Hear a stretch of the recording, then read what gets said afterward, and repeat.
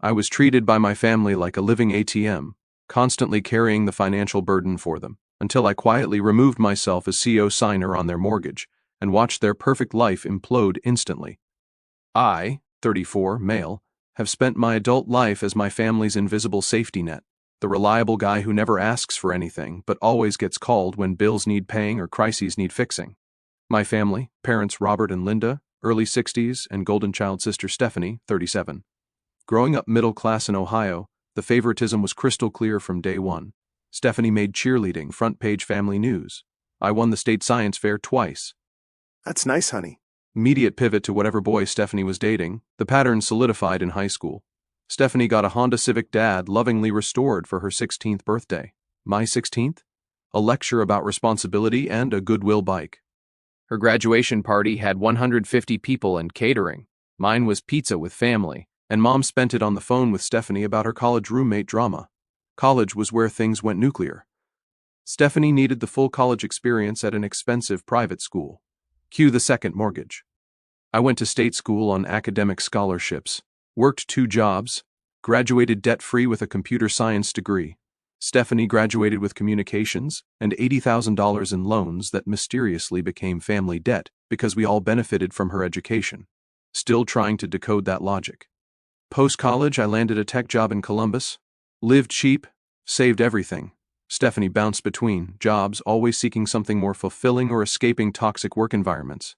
The first money request came when I was 23. $500 for car repairs so she could get to her new job. 11 years later, still waiting for that payback. But that $500 opened the floodgates. Suddenly, I became the family ATM. Stephanie's rent, credit cards, groceries, plus my parents' water heater, car repairs, property taxes. Every time it was a temporary loan, just until we get back on our feet. The paybacks never materialized. And asking meant guilt trips and drama. So I stopped asking. By 30, I was making $200,000 annually thanks to startup stock options and freelance consulting. My family didn't know exact numbers, but they knew I was doing well. Well enough that when Stephanie announced her engagement to Derek, I somehow became wedding planner and banker. Venue deposit, catering, flowers, photographer, $45,000 total that they'd pay back once settled. Derek deserves special mention. He's perpetually launching the next big thing that'll make him rich. Insurance agency, cryptocurrency, day trading, MLM energy drinks. 0 actual profits, but he talks a great game. And Stephanie was smitten. Post-wedding, I was co-signing leases, paying deposits, covering monthly shortfalls when Derek's latest venture inevitably collapsed. It's clockwork now. Derek calls with sob stories about unpaid clients or failed investments needing help just this one time. Welcome to my life as the family's permanent unpaid financial advisor. ATM, emotional support system, the invisible safety net that everyone counts on but nobody really sees. The breaking point should have been when they decided to buy a house. They'd been renting for 3 years, had terrible credit, and Derek's employment history looked like a game of career hopscotch. No bank would touch them for a mortgage. That's when Mom called me with a favor to ask. "Bryce, honey, you know how much Stephanie and Derek want to start a family," she began, using that guilt-laden tone perfected over decades of practice. "They really need a stable place to raise children, but their credit isn't quite where it needs to be yet." I knew where this was going before she finished the sentence. They found this perfect house in Worthington. Good schools, safe neighborhood, but they need someone with good credit to co-sign the mortgage just temporarily until Derek's new business takes off, and they can refinance on their own. I should have said no. I should have hung up the phone. I should have learned from the decade of temporary loans that had never been repaid. Instead, I found myself at a mortgage broker's office 2 weeks later, signing papers that made me legally responsible for a $300,000 home loan. The house was nice, 4 bedrooms, 2.5 baths, big yard, attached garage, everything a young couple could want. Stephanie cried when they handed her the keys, talking about how grateful she was and how this was going to change their lives. Derek shook my hand and promised this was the last time they'd ever need my help. That was 2 years ago. Since then, I've made the mortgage payment 7 times when Derek's income was temporarily interrupted. I've paid for a new roof when theirs leaked, replaced their HVAC system when it died during a heat wave, and covered property taxes twice when they forgot to save for them. All told, I've probably put another $30,000 into that house on top of co-signing the original loan. But here's the thing, they've never once acknowledged what I've done for them. In their minds, I'm just the family member who has money, so of course I should help. It's not seen as a sacrifice or a favor. It's seen as my obligation, like I owe them something for the privilege of being related to them. The family dynamics never changed either. At every gathering, Stephanie was still the star. Her job at the pharmaceutical company was so important. Her husband was so smart and ambitious. Their plans to start a family were so exciting. Meanwhile, I was still just Bryce, the computer guy who didn't have much to contribute to conversations about normal people things. I didn't date much, partly because I was always working and partly because I'd been burned a few times by women who seemed more interested in my financial stability than in me as a person. My family saw this as proof that I was antisocial or too picky. Mom was constantly trying to set me up with daughters of her friends or co-workers, usually with the sales pitch that these women were looking for a stable, responsible man. Translation, they needed someone to pay their bills. The isolation got worse over time. Family dinners became exercises in listening to Stephanie and Derek's latest plans. While everyone ignored my attempts to contribute to conversations, holiday celebrations were all about what Stephanie and Derek wanted to do. Birthday parties, anniversaries, special occasions. I was invited as an afterthought, expected to contribute financially, but not really welcome as an equal participant. I started declining invitations, claiming work obligations or other commitments. This led to lectures about family loyalty and responsibility. But it also meant less time listening to Derek explain his newest get-rich-quick scheme or watching Stephanie get praised for accomplishments that I'd helped finance. The final straw started building 6 months ago when I overheard a phone conversation between Mom and Stephanie. I'd come by to help Dad fix their garbage disposal. Another one of those casual expectations that I'd drop everything to help with household problems. I was in the kitchen working when Mom started talking to Stephanie in the living room, not realizing I could hear every word. "Rice is getting weird," Mom was saying. "He barely comes around anymore, and when he does, he's so quiet. I'm worried he's becoming one of those bitter single men who just focuses on work." "He's always been antisocial," Stephanie replied. I could hear the dismissive tone even from the next room. "At least he's useful for helping with stuff. Did you see the new patio furniture Derek picked out?" We're going to need Bryce to cover the gap until Derek's next commission check comes through. I stopped working and listened. "You should probably call him this week," Mom continued. "Make it sound like we really need his help. You know, he responds better when he thinks it's an emergency." My hands were shaking as I packed up my tools. I'd been played for years. I'd been manipulated into thinking my family needed me, that I was helping them through temporary rough patches. In reality, I was just the family ATM, and they were discussing the best ways to manipulate me into making more withdrawals. I finished fixing the disposal in silence, told Dad it was working, and left without saying goodbye to Mom. I spent that entire evening sitting in my apartment, going through bank statements, and calculating how much money I'd given my family over the years. The number was staggering, close to $200,000 in direct payments, co-signed loans, and covered expenses. $200,000. And they saw me as an antisocial obligation who existed to solve their financial problems. That's when I started making changes, subtle ones. At first, I stopped answering Derek's calls about mortgage payments. When Stephanie texted about needing help with groceries, I claimed to be busy with work. When Mom called about helping with their property taxes, I said I was traveling for business. The protests started immediately. How could I be so selfish? Didn't I understand that family helps family? What was wrong with me lately? But I held firm. I started saying no, and it felt liberating. Then came the family reunion. Every 3 years, my dad's side of the family holds a big reunion. It's usually about 50 to 60 people, aunts, uncles, cousins, their kids. They rent out a pavilion at a state park. Everyone brings food. There are games and activities for the kids. It's actually pretty fun. Or it was when I was younger and didn't understand the family dynamics. I hadn't been to the last reunion because I'd been dealing with a major project at work, but I assumed I'd be invited to this one. 3 months before the event, I started hearing snippets of conversation about planning and preparation. Stephanie was on the organizing committee. Mom was coordinating food. Dad was handling logistics. 2 months before the reunion, I asked Mom when I should block out time for it. "Oh, honey," she said with that practiced, sympathetic look. "We weren't sure if you'd want to come. You've been so busy with work lately, and you know how these family things can be. Lots of kids running around, people asking personal questions about when you're going to settle down." We thought you might be more comfortable skipping this one. I stared at her. You thought I'd be more comfortable being excluded? It's not excluded, she said quickly. It's just, well, space is limited this year, and we had to make some tough decisions about who to invite. Space is limited?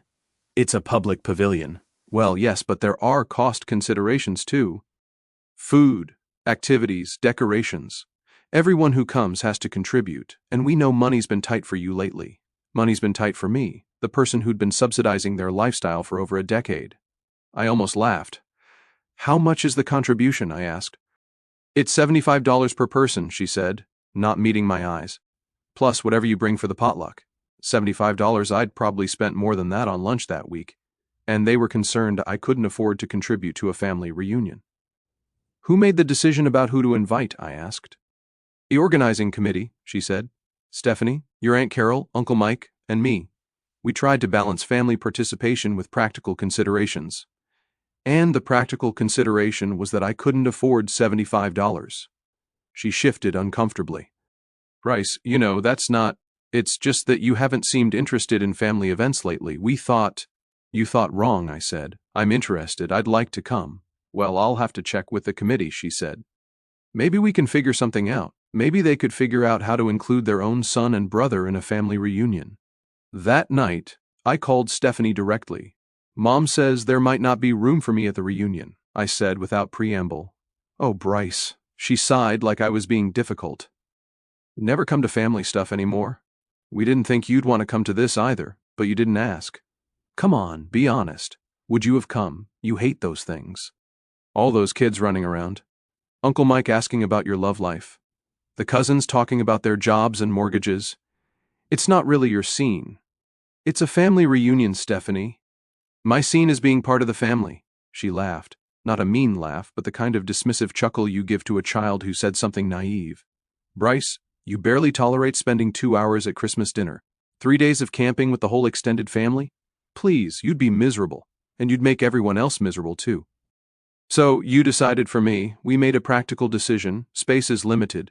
Costs had to be controlled. And honestly, the family dynamics work better when it's just the social people. You know what I mean? I knew exactly what she meant. The family dynamics worked better when the antisocial ATM wasn't there to make anyone feel awkward about their constant financial requests. Maybe next year you'll be invited, she said, and I could hear the smile in her voice like she was doing me a favor by considering me for future inclusion. Once we see how this one goes, we might be able to work you in maybe next year, like I was on a waiting list for my own family. I understand, I said calmly. Thanks for explaining.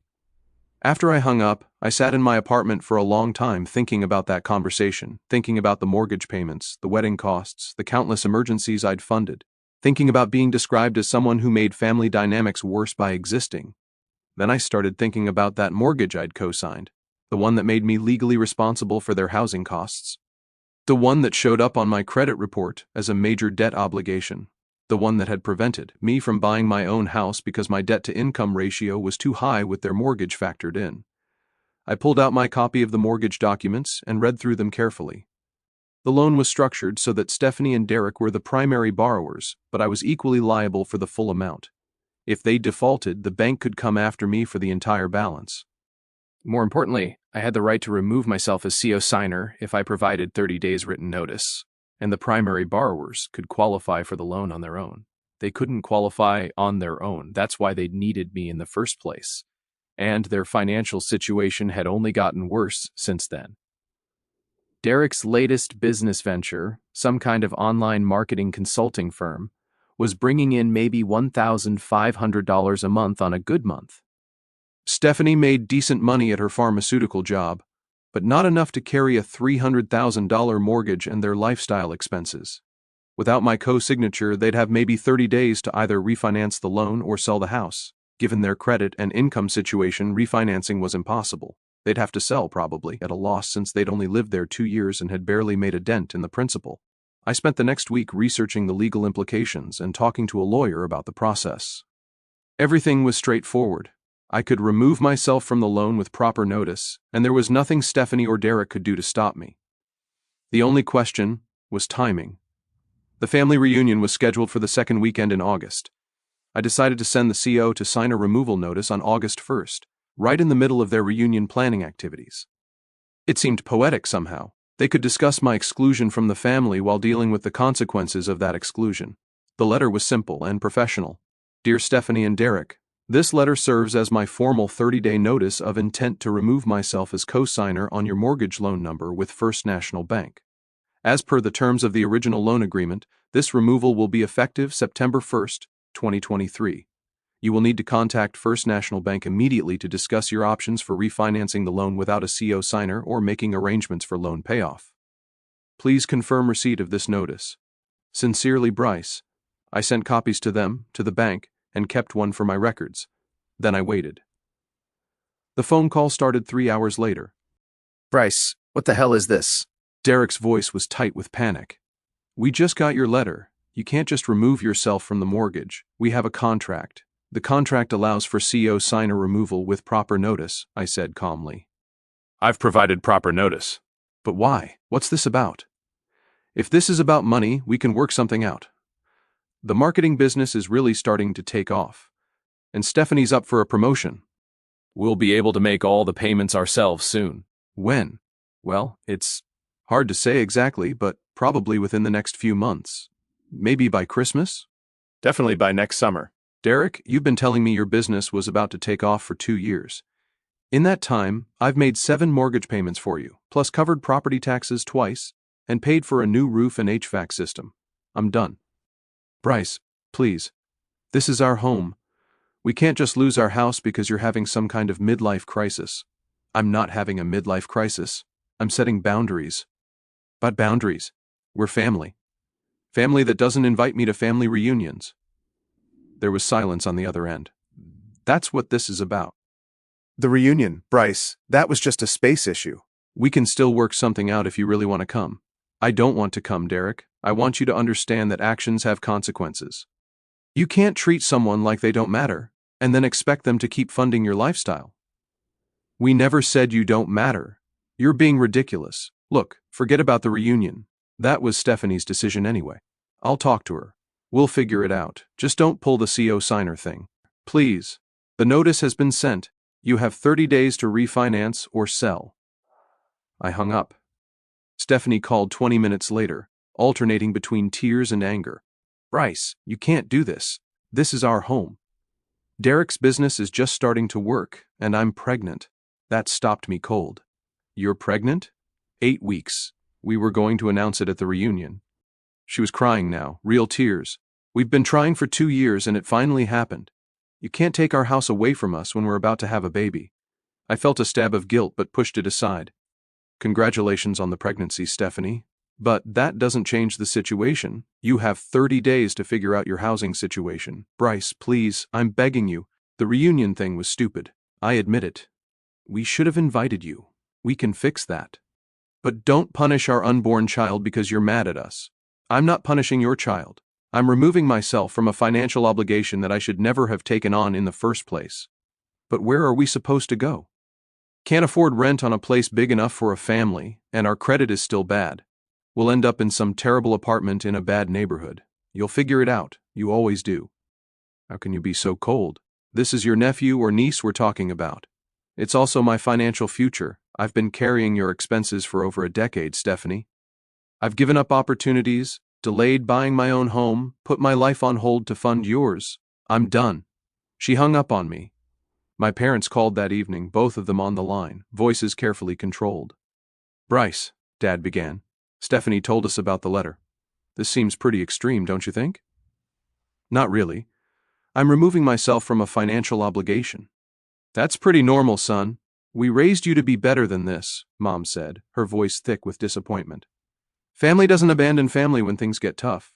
You mean like how you abandoned me when I wasn't invited to the family reunion? That was different, Dad said quickly. That was just logistics. This is their home, their future. Stephanie's pregnant, Bryce. This is your family we're talking about. No, it's your family. I'm apparently just the outsider who pays for things. Bryce, honey, Mom's voice took on that manipulative tone I knew so well. You're being hurt and emotional right now. We understand that. But making financial decisions when you're upset isn't smart. Why don't you withdraw the letter, and we can all sit down and talk about this like adults? I've been talking to you like adults for 15 years, Mom. Every time you needed money, every time Stephanie had an emergency, every time Derek's business fell through. I talked, you took. And nothing ever changed. I'm done talking.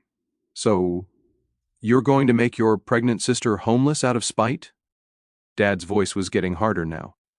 I'm going to stop enabling your daughter's financial irresponsibility. There's a difference. Bryce, think about what you're doing, Mom pleaded. This isn't just about Stephanie and Derek. This affects the whole family. If they lose the house, they'll have to move in with us. Dad's back problems are getting worse, and we can't handle having a baby in the house. Please just give them more time. How much more time? It's been 2 years, Mom. Derek's business isn't working. Stephanie's spending habits haven't changed. Their credit is still terrible. How much more time is supposed to fix problems they've had for their entire adult lives, just until after the baby comes, she said desperately. Give them until after the baby comes to get back on their feet. And then what? When the baby's here and they need money for child care, medical expenses, a bigger car, all the things that come with having a child, do I keep the CO signature then too? Silence. This conversation is over, I said. The notice stands. The next 3 weeks were brutal. The calls came daily, sometimes multiple times a day. Stephanie crying about the stress of house hunting while pregnant, Derek alternating between anger and desperate bargaining, my parents trying different approaches, guilt, manipulation, threats, promises. They tried involving other family members too. Aunt Carol called to lecture me about family loyalty. Uncle Mike left a voicemail about how disappointed he was in my selfishness. Cousin Jennifer sent a long email about how my actions were affecting the whole family's relationship dynamics. But here's the thing. None of them offered to help.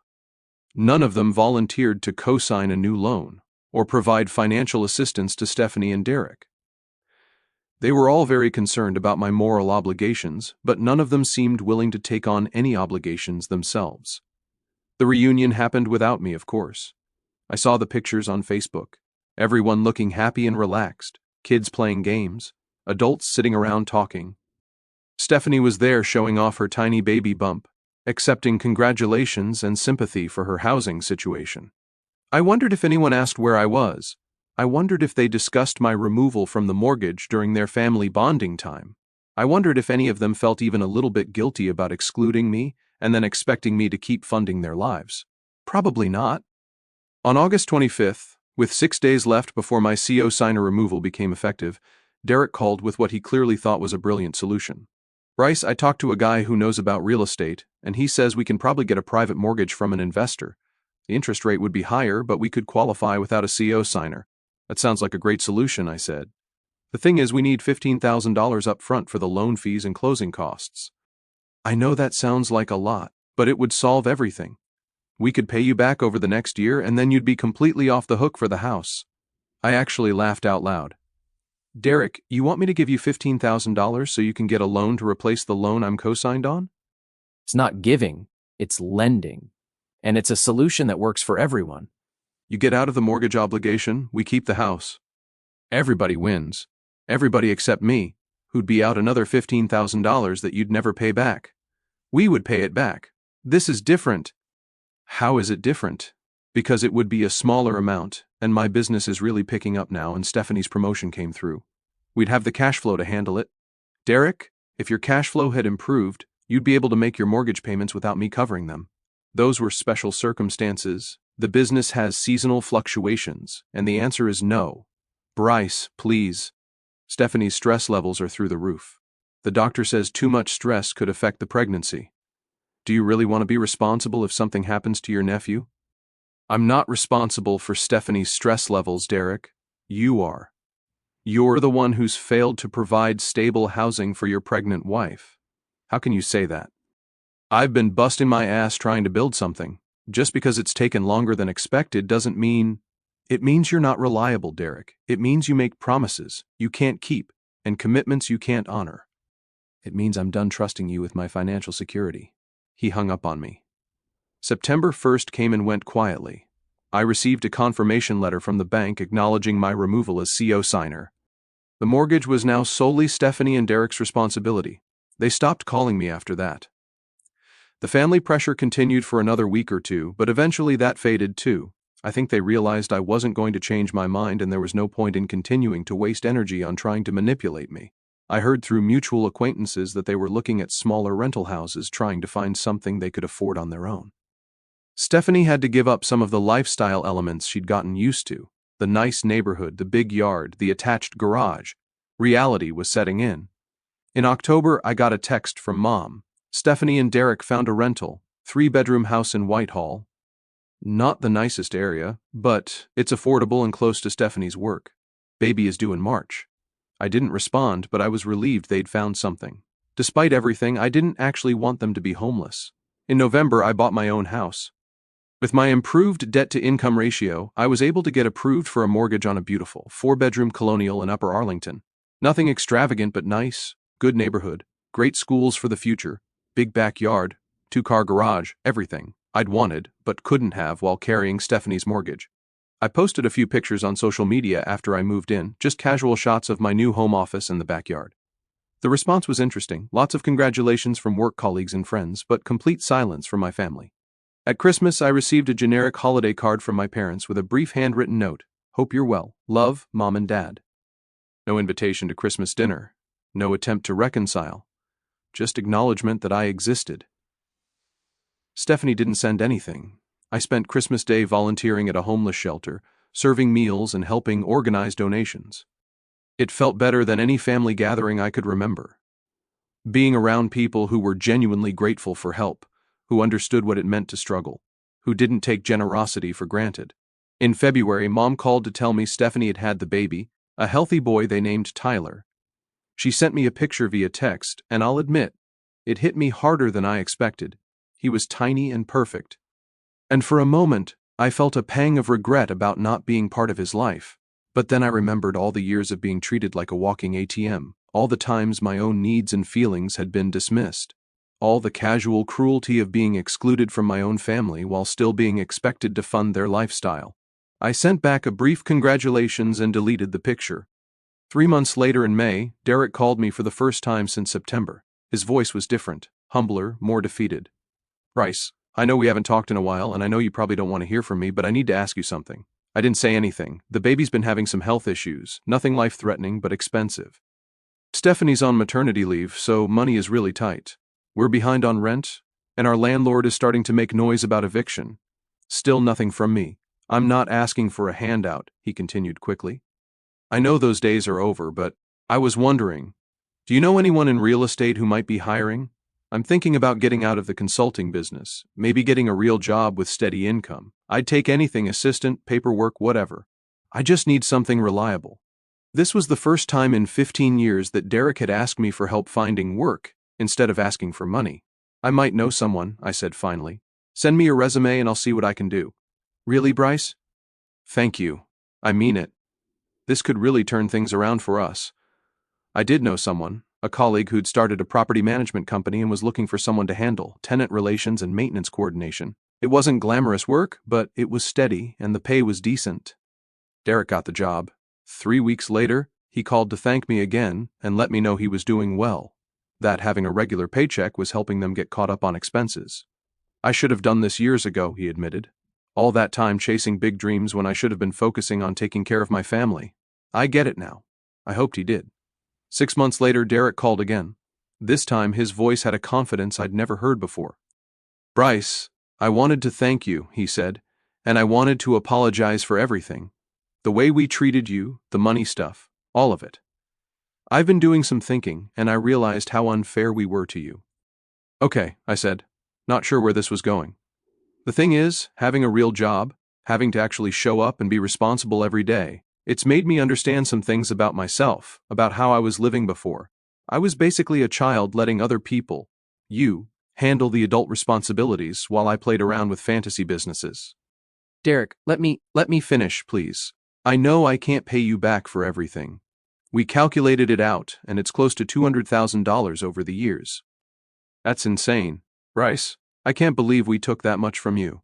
Actually, it was closer to $250,000, but I didn't correct him. But I want to start paying you back anyway, he continued. Even if it takes 20 years, we're putting together a payment plan. maybe $200 a month to start. More as we get our finances in order. It's not much, but it's something. Derek, you don't have to. Yes, I do. Because here's the thing I figured out. You weren't just giving us money all those years. You were giving us the chance to avoid growing up, to avoid taking responsibility for our choices, and that wasn't helping us in the long run. He paused. Stephanie's been doing some thinking too. She wants to call you, but she's scared. She knows she messed up, especially with the reunion thing. God, Bryce, I can't believe we excluded you from a family event and then expected you to keep paying our mortgage. That's so screwed up. Yeah, it was. Would you be open to talking to her? She's different now. Having Tyler almost losing the house, it changed her perspective on things. She knows she took you for granted. I thought about it. Maybe, I said finally. But Derek, no more loans, no more financial help. That part is over permanently. I understand. And Bryce, thank you for everything. I know we didn't deserve it, but you kept us afloat for years. We wouldn't have made it without you. After we hung up, I sat in my home office looking out at my backyard thinking about the conversation. It was the first time Derek had ever acknowledged the full extent of what I'd done for them. The first time anyone in my family had recognized the sacrifices I'd made. It felt good, not good enough to erase 15 years of being taken for granted, but good enough to crack open the door to the possibility of forgiveness someday. 2 weeks later, Stephanie called. Bryce, it's me. I recognized her voice, but it sounded different, older, maybe more tentative. Hi, Stephanie. I don't really know where to start.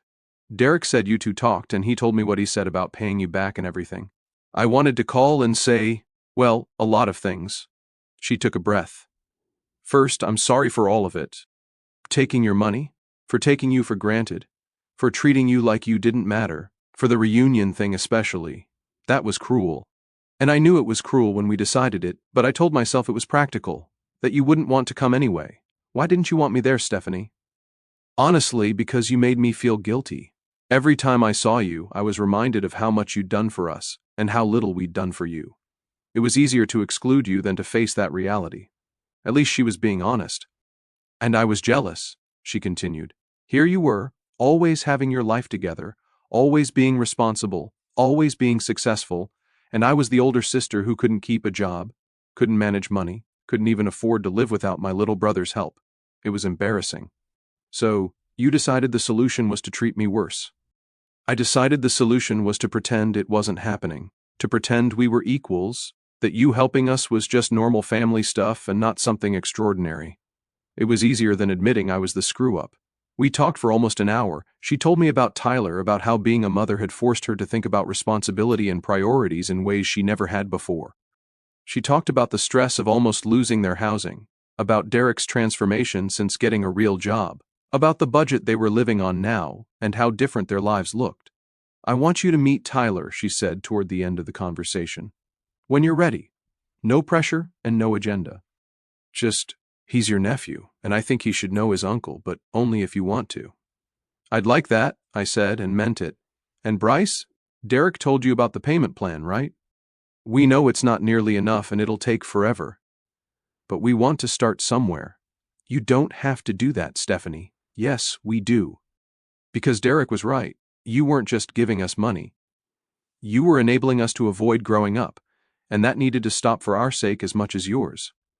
After we hung up, I realized something had shifted, not back to the old dynamic that was gone forever, but towards something new, something that might actually resemble a healthy family relationship. A month later, I met Tyler for the first time. He was 6 months old, chubby and alert with Derek's dark hair and Stephanie's blue eyes. Stephanie and Derek had invited me to their rental house, small but clean and comfortable. Nothing fancy, but clearly a home where a family was being raised.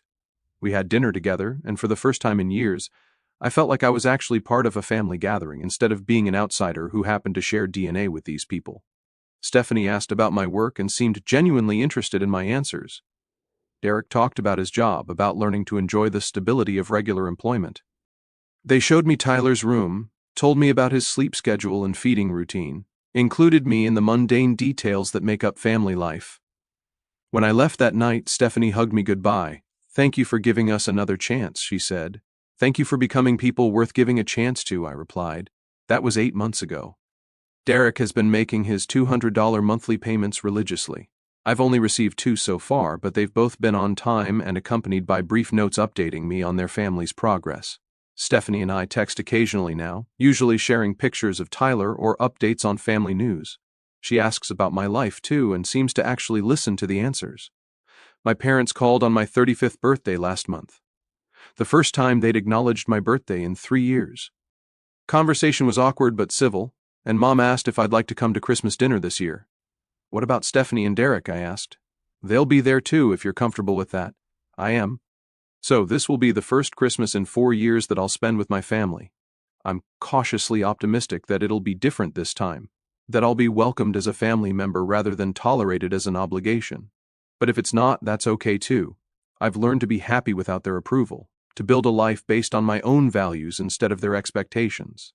I've learned that sometimes the best thing you can do for people you love is to stop enabling their worst behaviors.